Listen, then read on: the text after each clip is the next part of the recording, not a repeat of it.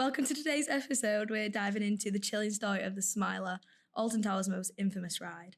What was supposed to be a record-breaking attraction turned into an absolute nightmare, leaving riders with life-changing injuries. So, how did it all go wrong?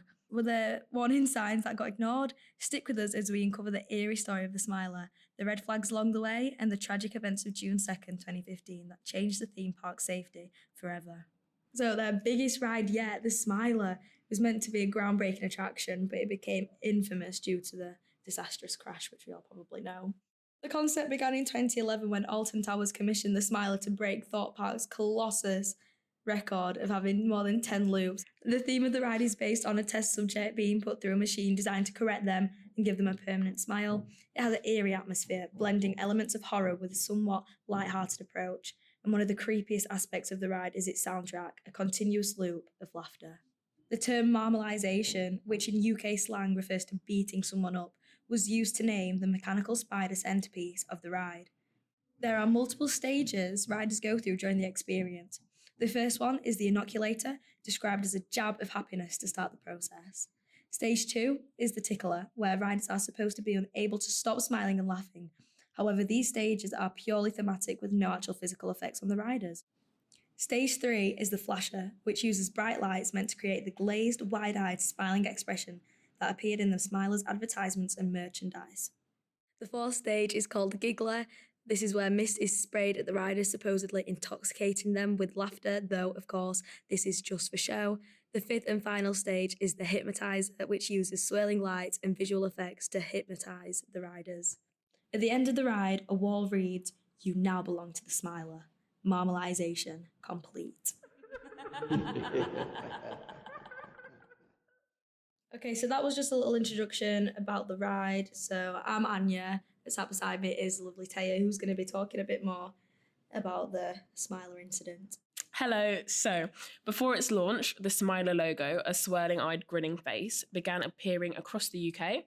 It was projected onto Big Ben, spray-painted onto flocks of sheep, and featured on posters in various locations.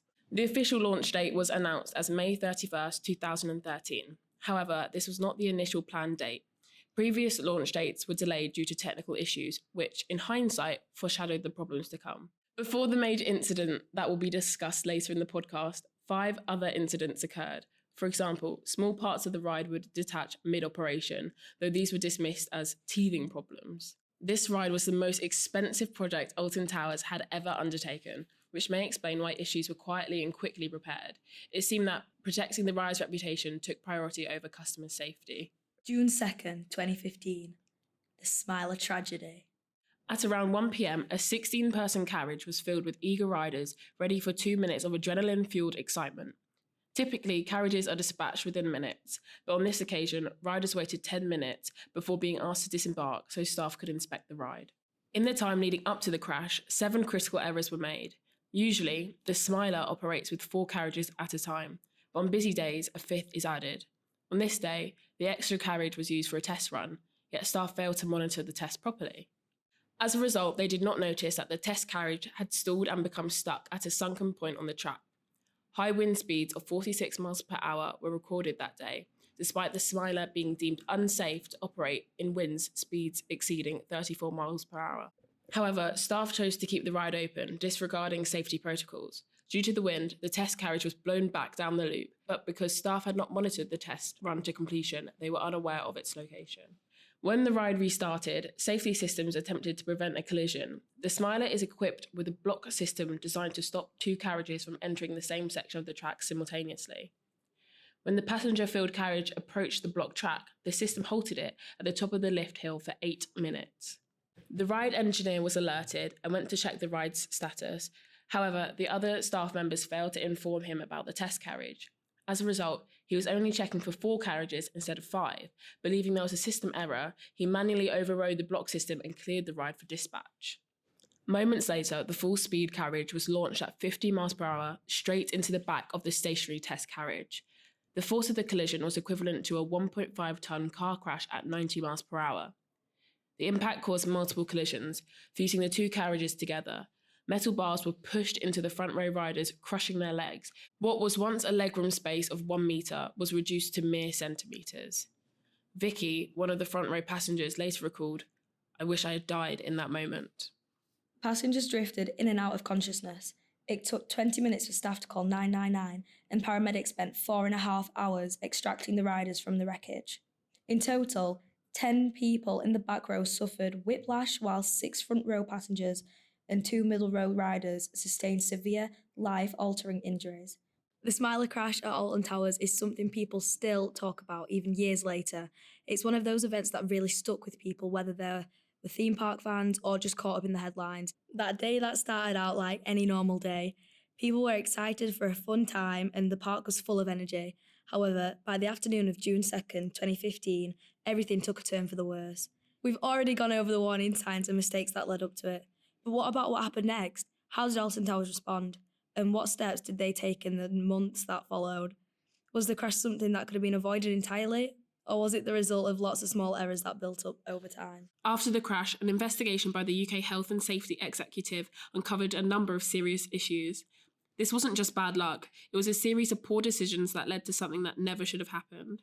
Their biggest mistake was that someone overrode the safety system, the one thing that was specifically designed to stop carriages from crashing into each other. This one action led to devastating consequences. Merlin Entertainment, the company that owns Alton Towers, was fined £5 million for failing to keep people safe. But the fine wasn't the only consequence. The fallout from the crash went far beyond the financial penalty. People were angry, and Alton Towers' reputation, which was built over decades as one of the UK's most popular and trusted theme parks, took a massive hit. The public's trust was shaken, and the park's image changed. So, how did something like this happen at one of the UK's biggest theme parks, a place where safety is supposed to be the number one priority? Two of the most well-known victims were Leah Washington and Vicky Balch. Both of them lost a leg that day. Instead of staying quiet, they spoke up. They shared their experiences and didn't sugarcoat how much their lives had changed.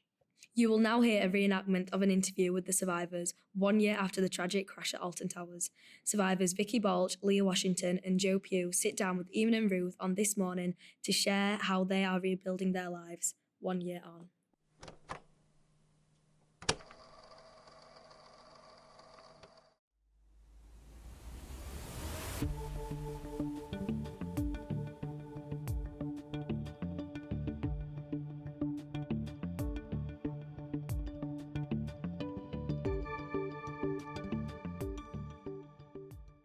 Vicky, you were in the front carriage.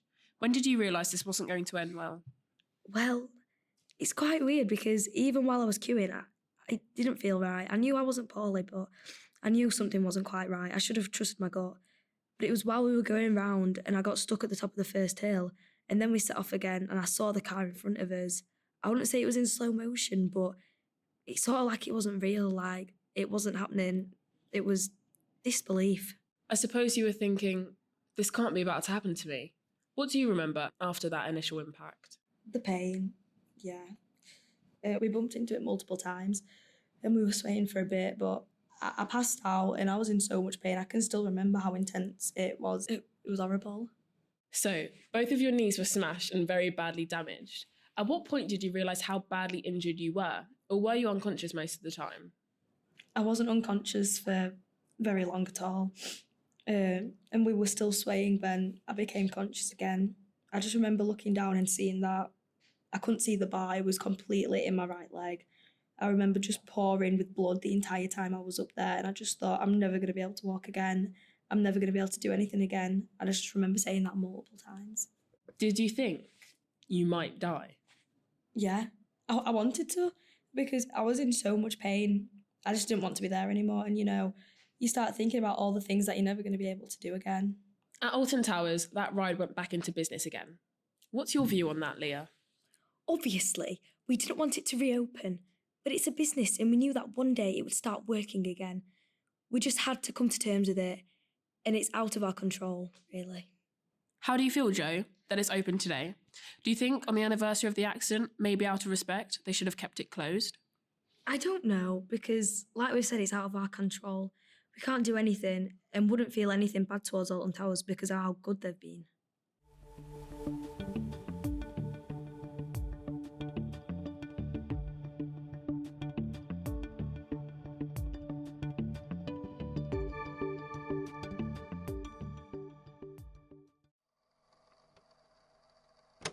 Vicky later stated that she remembered looking down and realising her leg was gone.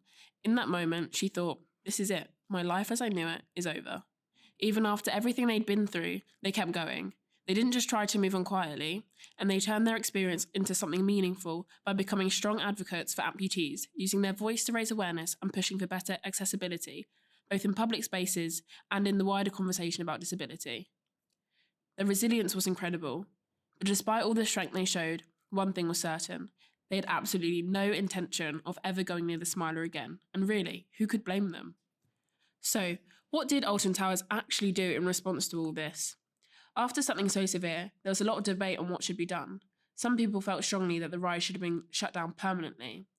After something like that, how could they possibly justify keeping it open? Others figured that while the crash was devastating, the ride itself just needed better safety measures in place.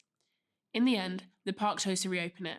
They upgraded the safety systems, trained staff more thoroughly, and put stricter rules in place to make sure something like this wouldn't happen again. While not everyone agreed with this decision, some people were drawn to the Smiler because of what had happened, almost like riding it was some kind of dare. Others, especially those affected by the crash, couldn't believe it was still running.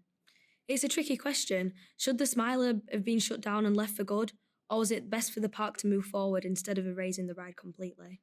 One thing is clear: the crash changed the conversation around theme park safety forever. It was a harsh reminder that even the largest and most well-known parks in the world can make massive mistakes. This incident also highlighted how quickly something that's meant to bring joy and excitement can spin into something traumatic and life-changing. And with that, we've reached the end of today's podcast episode, where we've delved into the shocking and unfortunate accident that was the Smiler crash. It's a story that continues to raise questions about theme park safety, morals, and the strangeness of human behaviour, where we seek thrills despite risks. We want to ask our listeners, what do you guys think about this crash? Do you think the incident could have been avoided altogether with better protocols, improved safety measures, and more training? We want to hear your thoughts. Thank you for listening. If you enjoyed this episode of Critical Moments podcast and want to hear more, make sure to follow us on Spotify and turn on notifications so you never miss a future episode.